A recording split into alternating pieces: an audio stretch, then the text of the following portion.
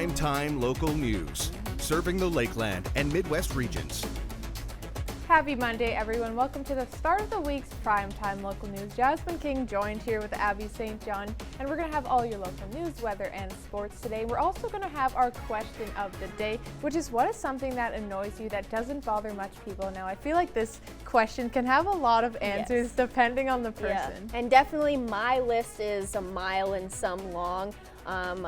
Little noises, tapping, whether it be pen clicking, tapping on the desks, tapping your feet, just drives me up the wall, and a lot others too. Well, I'm honestly fair with that. We'll get into more of your guys' comments later on in the show, but first we're going to go to Eric Bay, who was on location earlier today. Thanks, guys. Well, today we are here at Denham Chrysler, and today we are talking about the 9th annual Bordertown Toy Run, which will be happening, kicking off right here on Saturday. So we're going to have some more with Guy Detting, who's in charge of organizing it, and he's going to talk a little bit about what is going on here this weekend. You know, they do have the bikes, obviously, but there's also tons of stuff to check out in the evening if maybe you don't have a bike of your own. So we're going to have some more from back here throughout the show, but before we do get to that, we're going to head back into the studio and take a look at your local news. Thanks, Eric. The Government of Canada announced the Women Entrepreneurship Strategy that $3.3 million will go towards women entrepreneurs in Alberta. $1.1 million will go to Community Futures Lloydminster and region, who, as Josh Ryan explains, are excited for what this will mean for business in the area over the next few years. It's an exciting time for women to pursue business opportunities in northeastern Alberta and northwestern Saskatchewan. More than $1 million will go towards creating and enhancing incubator spaces in rural and remote areas. It assists them to explore entrepreneurship as a financial option, and then for those who decide that that's the direction they want to go, to provide them the supports necessary to develop that business plan so they can be successful moving forward. Project Gazelle is designed to help fill a gap in service for these areas, allowing those at Community Futures to connect directly. Dollars built in to assist with some daycare if that's required, because that's sometimes a barrier for some of the women that are involved. We've got translation services available into a number of different languages.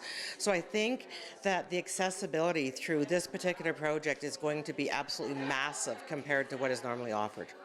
It also means working with a greater variety of entrepreneurs.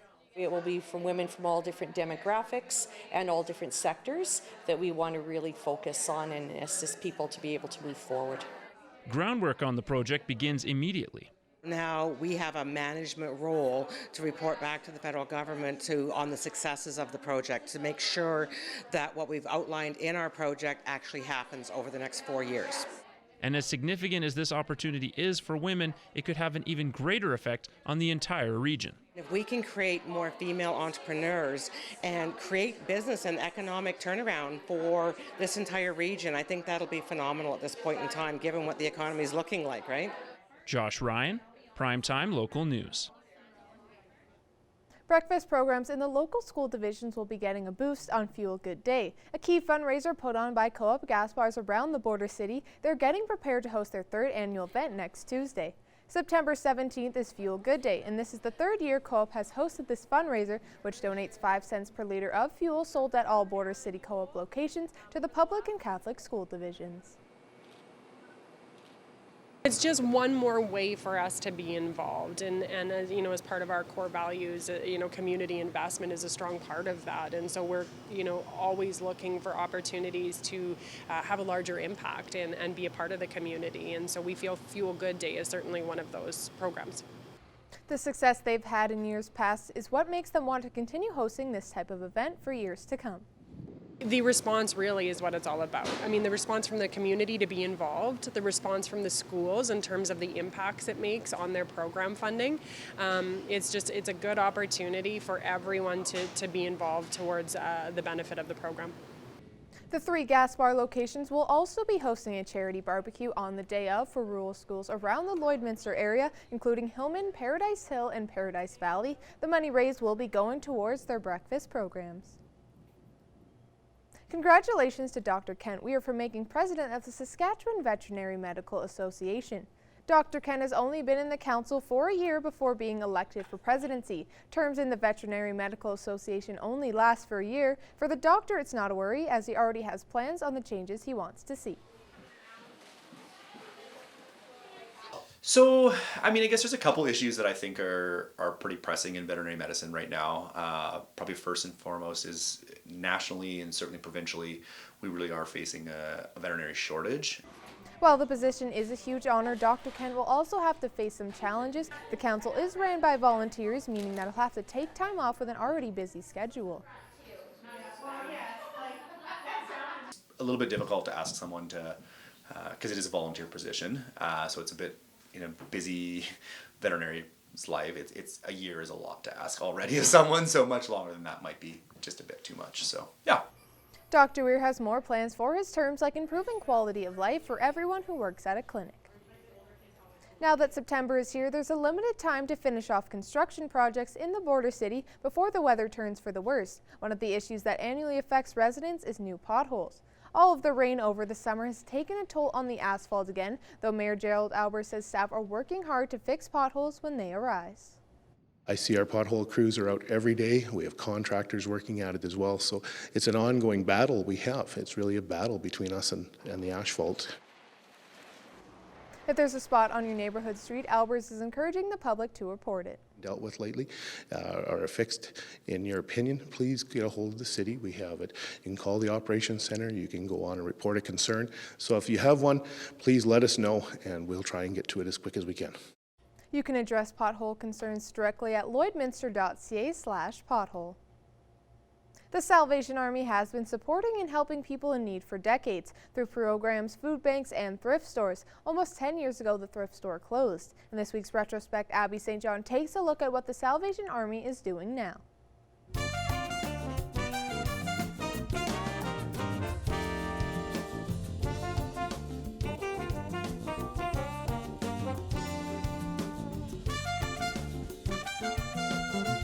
The doors of the thrift store have been locked for 2 weeks now after a string of unfortunate events. Since former manager Jackie Dearden said goodbye 4 months ago, the Salvation Army was able to fill her position, but only for about 3 months. I actually did fill Jackie's position with, or at least the thrift store manager, which she made some amazing changes in the thrift store. Unfortunately, due to health issues, she had to resign from that position. Flash forward to today, and the Lloydminster Salvation Army has kept the thrift store closed since there are already 2 other thrift stores in the community. We're feeling that the size of the community would not be beneficial to opening up a third location. So we're right now we're not considering that idea.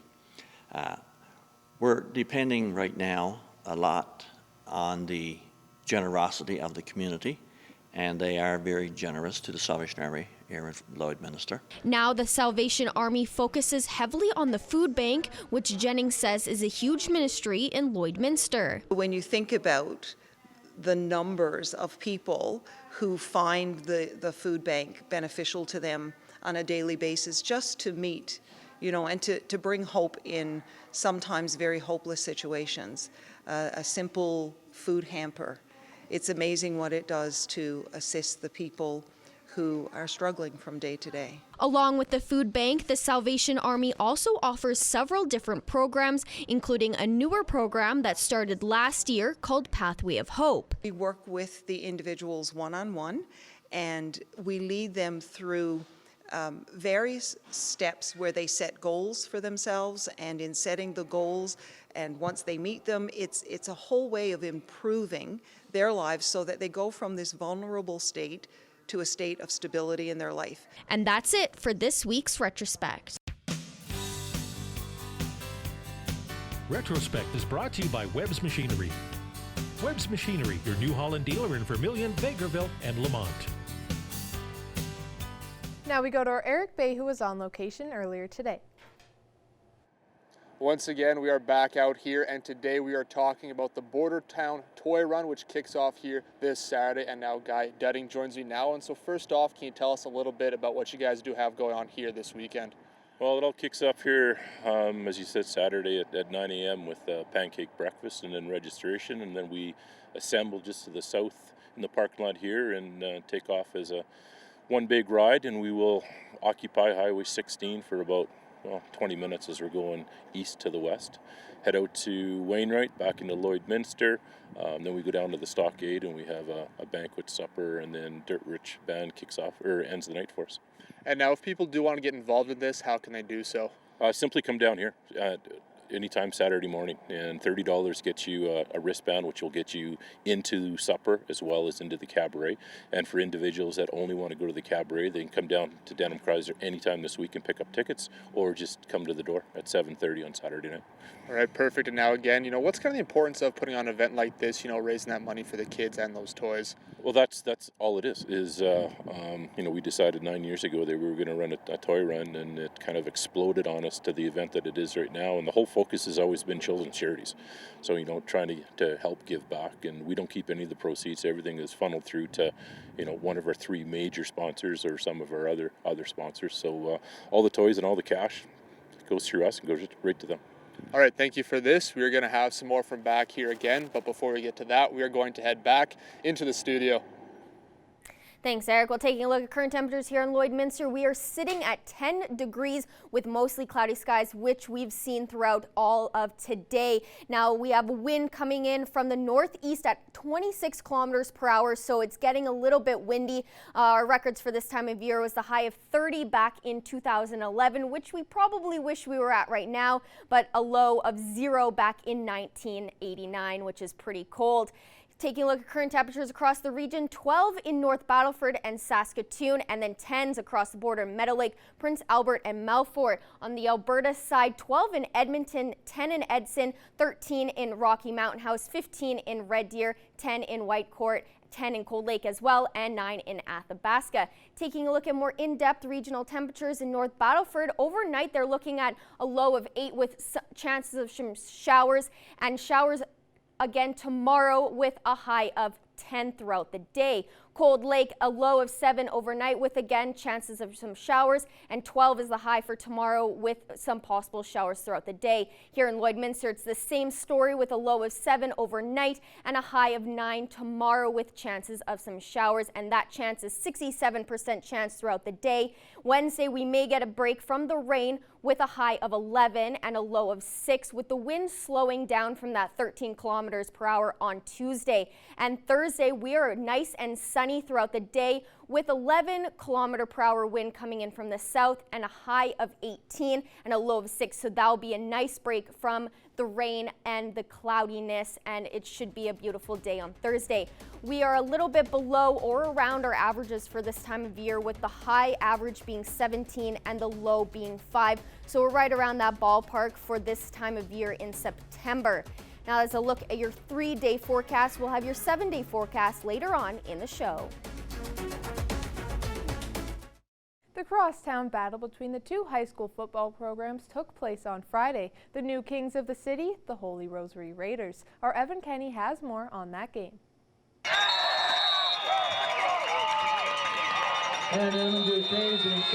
The yearly game between the 2 Wheatland Football League powerhouses took place on Friday. Both teams had sloppy first halves, but picked it up in the second. Holy Rosary ended up on top with a score of 21-9. Raiders head coach Vince Oreo credits the victory as a team win. It's just, you get amped up, kids get geared up, and they bring everything they have, every play. And when you work hard, work as a unit, then good things are going to happen. This was the first week of Wheatland action for the Raiders. They're still undefeated on the season, previously being St. Joseph out of Grand Prairie 28-27, and Medicine Hat High School 17-0. It means a lot. It's good for to get the first dub in the Wheatland. We've had 2 wins previously. It's just fun, man. It's a good win. It's a good win, a good hard win. Dylan Oreo had a huge performance, pushing his team with his leadership and with an interception in the 4th quarter. I just picked off honestly one of the greatest quarterbacks in Alberta right now. Probably arguably the best quarterback in Alberta right now. Means a lot, actually, yeah. Well, it's huge. You pick a kid off like that, and swings the game. We got a little bit of momentum, and then it just we're able to drive the ball down the field. And as for the Lloyd Comp Barons, Coach Aaron Harper says the team needs to be flat out better. We have to tackle better. We have to be better up front on D. We need to cover down better. We need to run the ball a little better. We need to pass the ball a little better, protect the whole thing. This was the Barons' second loss of the season, with the first coming last week against Sherwood Park's Salisbury Sabres. The Barons will take on the Wainwright Commandos on Friday, while the Raiders will travel to Westlock and take on the Thunderbirds. Evan Kenny, Primetime Local Sports. Now we go to our Eric Bay, who was on location today. Once again, we are back here, and today we are talking about the Bordertown Toy Run here this Saturday, and Guy Dudding joins me once again, and now we've mentioned this is the 9th year you are putting this on, and you've been here since the beginning, so can you tell us about how it's kind of evolved here throughout the years? Well, year one, 9 years ago, was simply there was a group of us that decided we were going to host a toy run. Had no idea what we were doing or how it was going to turn out. And we had about 100 riders came out. And we raised about $6,000 in cash maybe that year. And it's just progressed from there. We've had a lot of integral people involved. Johnny Binet put a lot of work into this to help it make it what it is today. And it's evolved to now a full day starting at Denham Chrysler. They've been a title sponsor for us for a number of years. To the ride, and then right down to the cabaret. The cabaret we added in probably 3 years ago, I think. This is the third year that Dirt Rich has played for us. We had some minor ones before, but we decided to throw a little more money into the cabaret, and it's turned into a community event. And now talking again, you've mentioned how it's grown throughout the years, and you guys set a record cash-wise last year. So can you tell us about kind of the response from the community and how they've kind of accepted this event here? Well, on the corporate sponsorship, like we're probably $50,000 on our poster, which is pretty close to where we were last year. And people just come out in droves. Like we had bad weather last year, in the 8th year. We had snow actually, so we rode in snow. But what it proved to us is that the ride's just a component of it. I mean, it's not indicative of what ends up happening. People come up, they register, they go to the stockade, and we raise money, and it all goes to the charities. And now speaking of those charities, where does the money actually go to? So we got 3 major charities. So the corporate monies will go wherever the corporation wants it to go, but it'll be split between Lloydminster Kids Sport, Big Brothers Big Sisters, and the Youth Center. All right, thank you for this, and we are going to have some more from back here once again, continuing to talk about this year's Bordertown Toy Run coming up this weekend. But before we do get to that, we are going to head back into the studio. Thanks, Eric. Well, taking a look at current temperatures right now, here in Lloydminster, we are sitting at 10, as well as in Green Lake, Pearslyn, and Meadow Lake, 11 in Maidstone and St. Walburg and Isla Cross, 12 in North Battleford, and 14 in Macklin, 12 in Provost, Vermilion, Vegreville, and Edmonton, 11 in St. Paul, Bonnyville, 10 in Cold Lake, and 10 in Lac La Biche. Now your temperatures for tomorrow, 9 here in Lloydminster, as well as in Marwayne, 10 in Provost, Wainwright, Vermilion, Vegreville, and St. Paul, and 12 in Bonnyville, Cold Lake, and Lac La Biche. On the Saskatchewan side, 9 also out in Maidstone, 11 in Macklin, 11 in St. Walburg, Meadow Lake, and Green Lake, 13 in Isla Cross, and 10 in North Battleford. Now taking a look at school day forecast for tomorrow here in Lloydminster. Waking up at 8 a.m. it will be 7 degrees with mostly cloudy skies, and that trend will continue throughout the day, with it being 8 degrees for recess and lunchtime, with a chance of some showers throughout the day starting around recess time. And as school is out for the day, it will be a high of 9, with again those possibilities of some showers throughout the day. So it's not looking like it's going to be all that warm or that sunny tomorrow for school. There's a 67% chance of some showers tomorrow, with the wind coming in from the east-northeast at 13 kilometers, with a high of 9 and a low of 7. Wednesday, it will be a high of 11, where we might get a break from the rain, but it will be cloudy throughout the day. High of 18 on Thursday, with a nice and beautiful sunny day to make up for Wednesday and Tuesday, with 11 kilometer per hour wind coming in from the south. Then we get into the 20s on Friday, with a high of 20 and a mix of sun and cloud throughout the day, with the 11 kilometers coming in from the southeast. 19 is the high on Saturday, with mostly sunny skies with a bit of cloud mixture throughout the day. 14 on Sunday as well, with some mix of sun and clouds. And then next Monday will be a high of 15 with a nice and sunny day. That's a look at your 7-day forecast. We'll have more news coming up after the break. Once again, we are back here, and today we've been talking about the Bordertown Toy Run, the 9th one coming up here this weekend, and Guy Dudding joins me once again. And you mentioned you were actually just riding in one up in Fort Mac here this weekend. So can you talk maybe for you personally what it's like and why you did want to get involved into these events? Well, for Fort Mac, I mean, we call them our sister chapter. We've gotten to know them, they've gotten to know us, and every year there's a group of us go up to theirs, and then they'll come back with to ours. So, you know, we'll have riders from Fort Mac, they always come down, so we'll have 16, 20 riders come down. We're scheduled to have some people come in from Calgary this year as well, you know, assuming that the weather's there. But to answer your question of why, it's just helping out. I mean, it's trying to give back to, you know, everybody's somewhat successful. You're just trying to give back to some local charity, and you get a ride in, and you know, you're kind of combining two things that you like to do into one, and ride your motorcycle and give back to a community. So. And now we've talked too about the event coming up this weekend, how it's not all just riding the motorcycle if people aren't necessarily bike people. So maybe talk what kind of the atmosphere, I guess, is like from the people, you know, whether they are riding or just coming out and enjoying the evening as well. Well, there's a little bit of both. I mean, a couple of things that we want to point out is that you do not have to ride a Harley-Davidson motorcycle to be involved. I mean, as long as you're a legal rider, come on out. I mean, we're a welcoming club. You know, it's under the Harley Owners Group, but if you're on 2 or 3 wheels, come on out. The community side, no. I mean, Dirt Rich has been gaining popularity, and you know, they help us. They draw to the stockade, and every ticket that we sell and every bottle of beer that we sell, it ends up going to the charities. So. And then just again, real quick here before we do wrap up, how can people get involved this weekend? Simply come down to Denham Chrysler Saturday morning. You know, bring a toy if you want to throw a donation. We'll have donation jars, and if you want to actually participate, $30 gets you into everything, and $20 will get you in just to the cabaret. All right, thank you once again for this, and we are going to have some more from back here again, talking the Bordertown Toy Run going on this weekend. But before that, we are going to head back into the studio.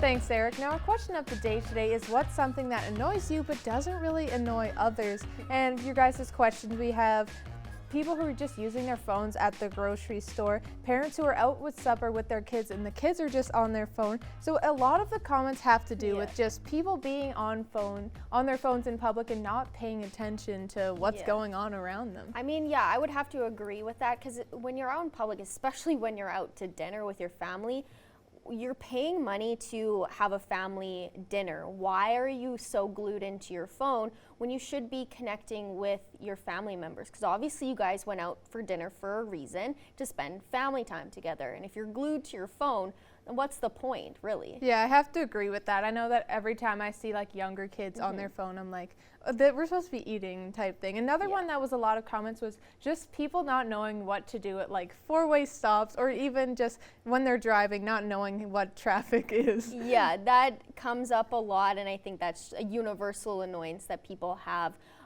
because, you know, it's very unsafe when you don't know what to do at those kind of situations. Agree, I definitely agree. But one thing we aren't annoyed with is your pet. So we're gonna take a look at your pet pictures. This is Chuck and Elliot. I love them. They look like a dynamic duo. Super cute names as well. Very fluffy looking. This is Trooper. Also another fluffy looking dog. Looks like a teddy bear almost. True. This is Tyke. Obviously outside enjoying. Looks like he has snow covered, so it's probably back in the winter, but still very cute. Yes, and this is Brooks. Very, very gorgeous German Shepherd, just adorable. And this is S'mores. Hey, I've said it before and I'll say it again. If I fit, I sit, and that's exactly what he's doing. Definitely. Well, thank you to everyone who sent in your pet pictures, and we'll be giving away a Pet Pad gift card at the end of the week. We want to see your pets. Send photos of your pet and their name to our Facebook, Twitter, or Instagram to have them featured on Pet of the Day. Your name will be entered into a weekly draw for a gift certificate from the Pet Pad.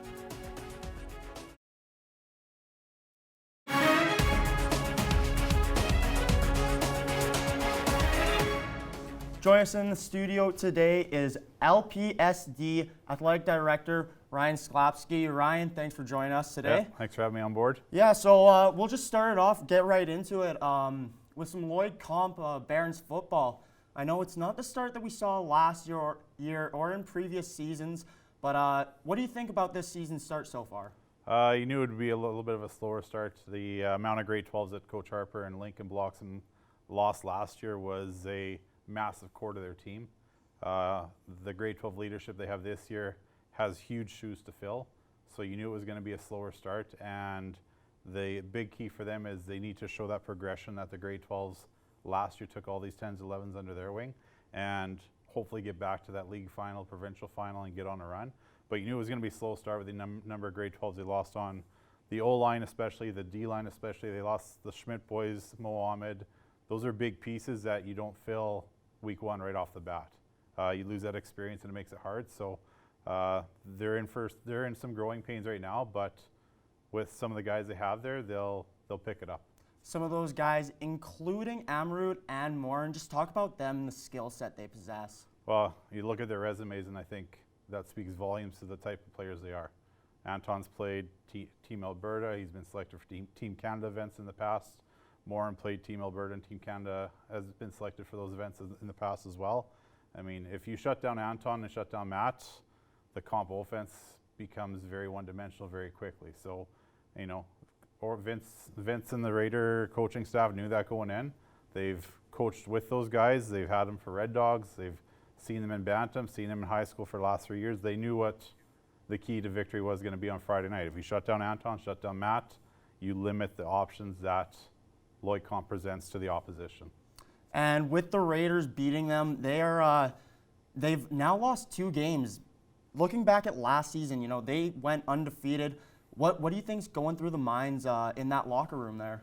Honestly, I think just film study on Monday and then get back on the field and forget about Friday night. You know, they got a game Friday against Wainwright, and they got to get back in the win column. It's a short season in the Wheatland League, and the 2 points is big. They don't want to lose that gap between Bonneville, St. Paul at the top, the Raiders at the top. So they don't want to fall too far behind. So you know that they're going to be geared up to take on Wainwright here Friday night and try and get back in the win column. Losing 3 in a row, I don't think is something that any of these grade 12s have done in 3 years of playing high school football. So they want to get rid of that taste out of their mouths real quick. What are a couple of keys that this Barron team needs to focus on and execute heading into this game? I think just the grade 12s need to lead. I think that's the biggest thing. They got to show the 10s and 11s what it's like to play high school football. They got some strong 10s that have come up the junior Red Dog ranks that this is their first taste of high school football. They've lost 2 in a row. They had a tough loss against Salisbury, but I mean, Salisbury's probably one of the top teams in the north. So it's going to be an adjustment for those grade 10s to jump into the 4A. I mean, you look at their schedule, Sal and Holy are 2 tough games right off the bat. So their schedule is going to change. It's going to be a little bit different moving forward, but getting a win on Friday night, that's where it needs to start for the team. And thank you very much, Ryan, for joining us here. This was Ryan Sklopski with LPSD. He's the athletic director.